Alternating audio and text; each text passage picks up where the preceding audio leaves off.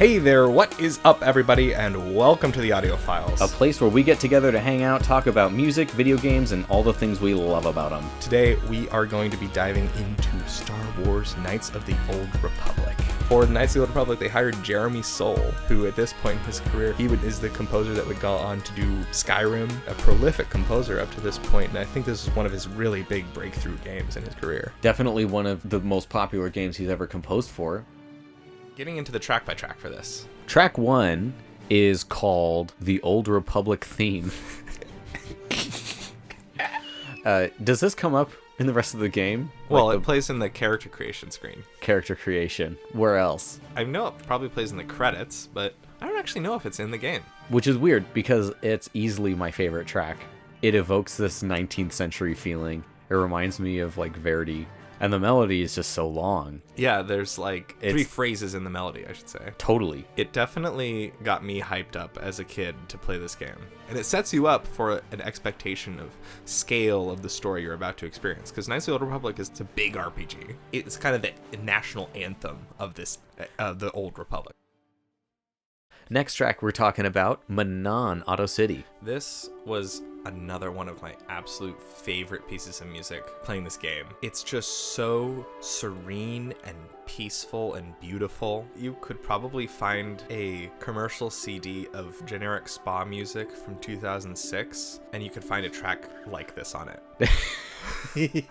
How does it make it so serene? Well, yeah, I just like melodies that are in major. For me, it works because it's in major. This is all diatonic major. Yeah, it's so nice. There is that little suite with the like chorus and strings sort of in the middle there. Mm-hmm. That's a little more harmonically interesting. The rhythm almost feels like a swaying feather falling down, and the phrases kind of all flow into each other. The start of a new phrase doesn't always begin on a downbeat. No, that's a challenge, isn't it? To have something so gentle and to say, I'm going to have 90 seconds to come up with 3 melodies. People don't like a game that puts them to sleep.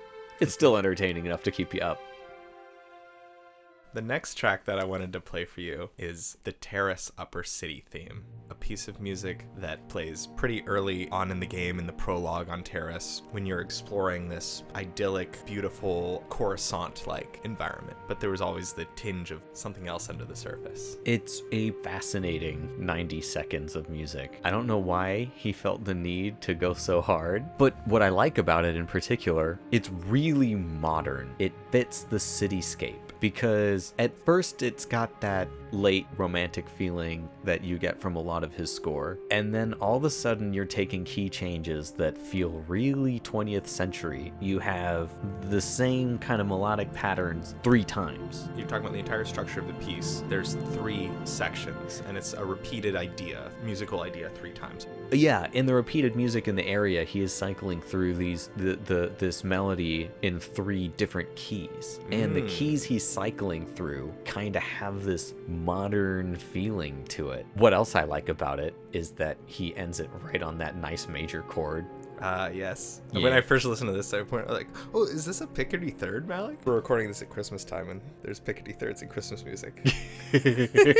There's the one moment of this piece that really puts it over the top for me, and it's the same thing that captured me when I was a kid playing this game. Right about the 40-second mark or so on the soundtrack, you have this organ chord that comes in. The melody kind of stops, and then there's just a moment of a few seconds of big crescendo that actually sounds like something out of what's that science fiction soundtrack that's really popular with the organ? Interstellar. Yeah. This organ comes in, and there's this 40-second long swell, and the melody lands down at a low point. And then as the organ crescendos, you can hear the horn sneak back in way up high. And it's kind of like this elevator. It's like a melody elevator. A melodator.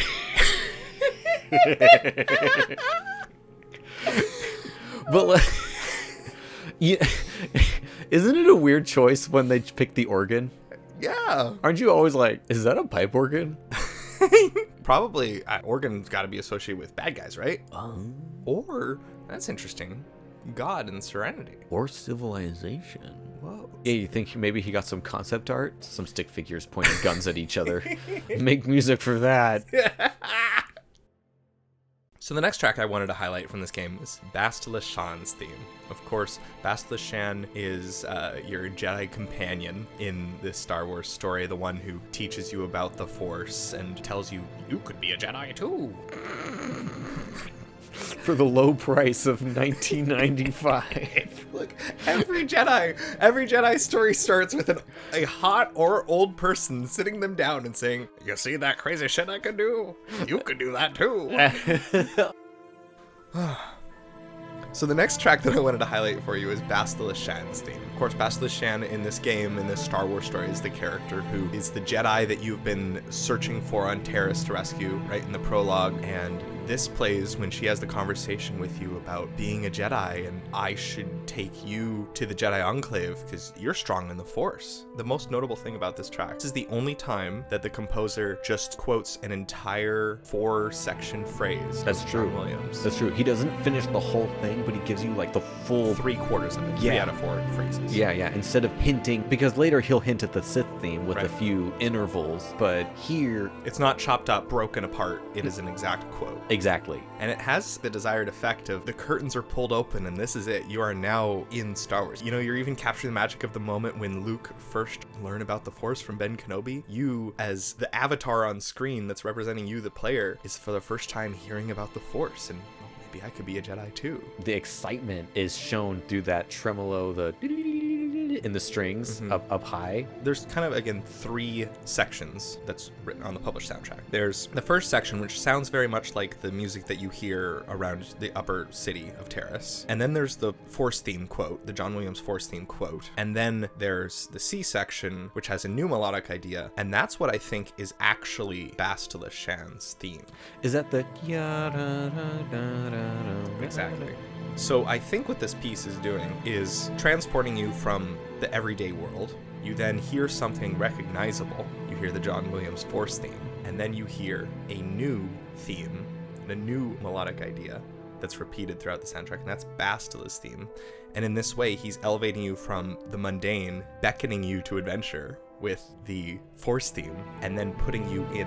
Now, remember, we're not in the Star Wars we're in Knights of the Old Republic Star Wars. Anyone who's wondering if all of this is on purpose, it's totally on purpose. It's setting you up for an emotional journey into this game. Yeah. And this is the turning point at the end of the prologue, where you are transitioning into the wider story and really beginning the game in earnest.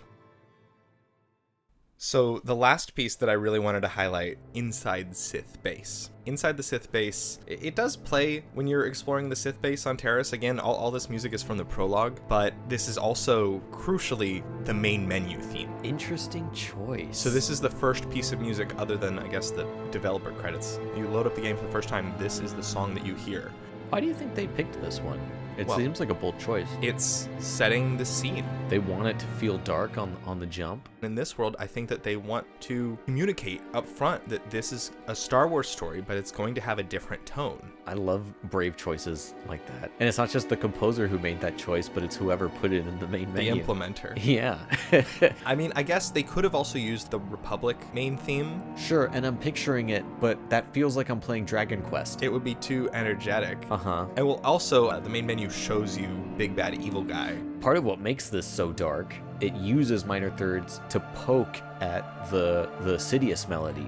Yes. The reason that this music sounds so Sith-like and nostalgic is he's quoting, in this case, the Emperor's theme from Episode 6. Whereas earlier in Bastila's theme, he fully quoted a large phrase of John Williams. In this part, he's evoking the placement and very quickly playing with it and going somewhere else with it. He's really taking advantage of how you don't need a lot of this theme to recognize it. And sometimes you're hearing just the beginning, but it's not just the beginning he's playing with. Sometimes he'll only give you da da da, and sometimes he gives you just yum bum bum. And when that choir comes in and there's all these other legato long things happening, it really adds to the level of mystery. When I'm trying to, as a listener, follow the melody across the orchestra, there's full measures where I'm like, okay, who has the melody? Where are we now? We're kind of lost. And then you hear the horns sneak back in with it. Everything's done slowly and slyly and low. low. He keeps it low in the soundscape so that nothing really stands out to your ear. It can kind of mush together, and that's kind of the feeling we're getting. I feel like Sidious was a really popular character in the time that this game came out. I mean, the prequels just made him so cool, and he had his hood, and he was just so evil all the time, and he had that melted face. Those are the defining features of the Emperor. Evil, melted face.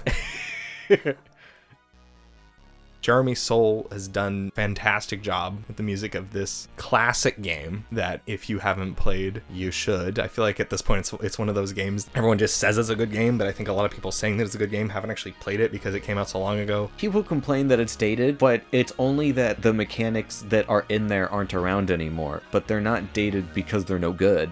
I just have to say about the music, if you played it for somebody who didn't know that this was the soundtrack to a video game, they would just think it's good music. The larger story of this network that we're starting, video games are legitimate art form, and the music in them needs to be taken seriously. Thank you so much for listening. Until next time, I'm Malik. I'm Alex. And we're the Audiophiles. Play with sound.